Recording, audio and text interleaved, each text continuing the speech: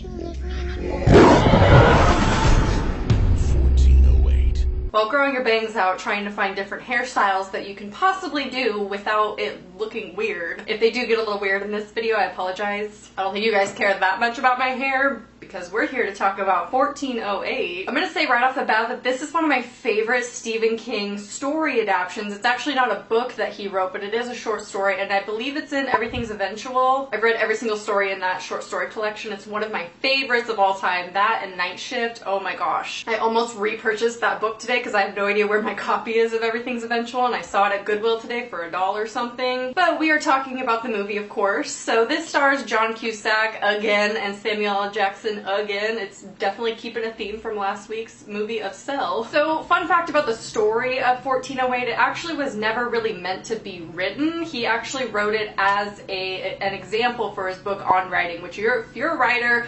wannabe writer, anything like, or you just love Stephen King, read that book. I read that book and it is amazing. I highlighted so many things in that book. He gives his tips on writing and it's just amazing. And he actually wrote the beginning of 1408 as an example to use for how to like develop plot for an example in that book. But he was really into the story, so he ended up finishing it and then publishing it in a collection of short stories. Fun fact, his short stories are my favorite things that he writes. I think his full-length novels are really, really good, but I do honestly love, love, love his short stories the most. I'm reading Bazaar of Bad Dreams right now, so if you want a book review when I'm finished with those stories, let me know. So this movie follows John Cusack's character, Mike Enslin, and he is basically a paranormal investigator. He actually doesn't really believe in any of it himself though, but he goes to the Dolphin Hotel where he's heard that this specific room, 1408, is haunted and that people who stay there end up dying. Now the reference to the number 13 is literally plastered all over this movie, like in your face. It's almost too obvious how many references there are to the number 13. I'm not even gonna list any of them because it's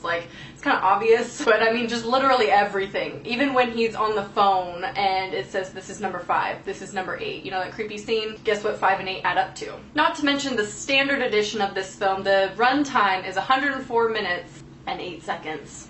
This is one of my favorite Stephen King adaptations because they stayed so true to the feeling of Stephen King. Like just some of the things that they say, the things that you see are oddly disturbing, but in such a unique way where it's not a typical like Hollywood horror film, if that makes sense. Yet it still appeals to the Hollywood mainstream horror audience. For example, the quote of "My brother was eaten by wolves on the Connecticut Turnpike." I just feel like that in itself as a quote is so Stephen King-esque, and just the things that are happening in the film are just very Stephen King. Now to get on to my review of the film. So obviously I really, really like this movie. John Cusack, amazing. Huge crush on him. I don't know why. I thought this did a really good job building up gradual scares and how it was just slowly but surely it seemed like he was losing his mind, and it was just started with simple things where you're like, am I seeing things? Is it the room? Is it actual spirits happening? And then it just escalates so fast and it's like, whoa, okay, clearly it's the room and he can't escape, and it just gets really sad at times. So I'd say scare factor is, okay, what are my bangs doing? I got all my glasses on so I can't really see the viewfinder that much, but I just see this big chunk of skin through my bangs. I'd say scare factor is really, really good for this film. It's not too like jump scary, it's genuinely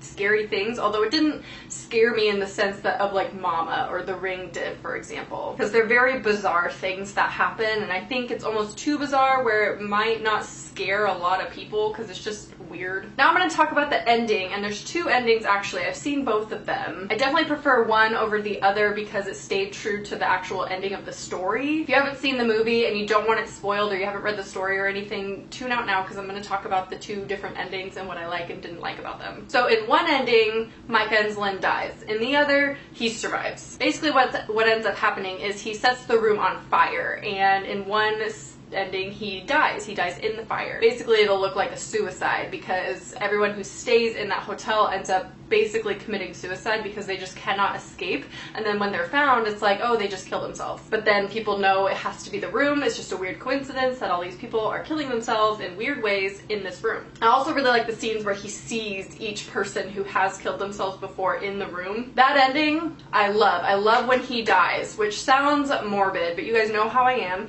That's how Stephen King wrote the story, is that Mike dies in the end. And so the first time I ever saw this film, I went into it because I'd read the story. I was like, oh, I know what's gonna happen. And then the ending that I saw for the first time, he survives, and I was like, that's not it at all, and I immediately hated it. I was like, no, this is not how it goes. Granted, The Mist was different as well, the ending. So I don't know why I got so mad that they changed the ending. I think it's because it changed it from a Stephen King ending and it made it happy again. And I didn't like that. Like, realistically, he should die there. Like, that makes it sadder and more interesting and scarier in my opinion. So the fact in one of the versions he doesn't die and then he ends up writing about it later is just bizarre. I do like though the fact that he gets out at one point but it's actually a vision, like a hallucination, that the room is playing tricks on him. I love that because the first time I saw it I was like, oh shit, he's actually out, and then I was like, no, there's something going on here. So I like all the twists and turns that it takes and like the weird roller coaster of a ride this movie really is. So if you watch it with the right ending, this film is amazing. I really, really like this film. I could see why some people might not, and I think it's because it's a little bit different. Those are my thoughts for 1408. Let me know yours down below. Overall, love this movie. If you haven't seen it yet, why not? Let me know some movie requests down below, what Stephen King films you'd like me to review next. I hope you enjoyed, and I'll talk to you soon. Bye. Are you coming home? I just want you to come home. Johnny's voice. No, it's not. I just You want you to know come that home. is not your son. I just want you to come Clay, home. no!